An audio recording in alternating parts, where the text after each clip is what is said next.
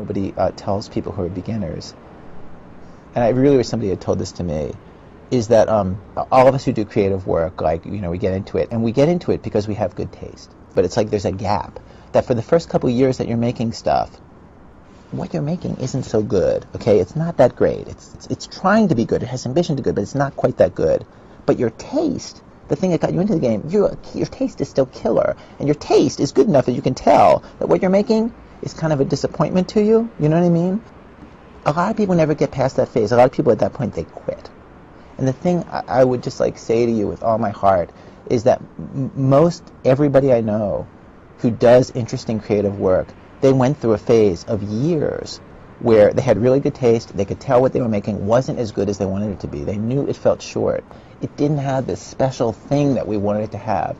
And the thing I would say to you is everybody goes through that. And for you to go through it, if you're going through it right now, if you're just getting out of that phase, you got to know it's totally normal. And the most important possible thing you could do is do a lot of work.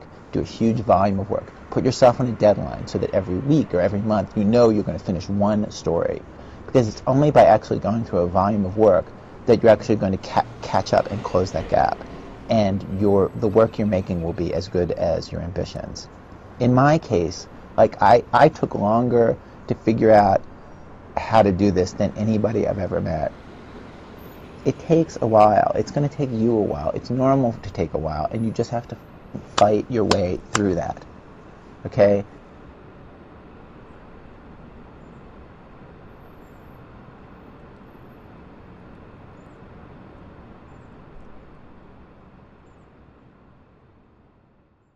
Is you have to have a troop of people behind you who want to execute on that vision. You have to get people to support your ideas. And so the takeaway here is to make the story seem perfect. Because what I just showed you was a perfect vision of what was a total shit show if I look at it retrospectively. But I didn't show that to you in that way. I made it seem perfect. And that's a part of vision. Part of vision is shaping the story in a way that gets people excited about it.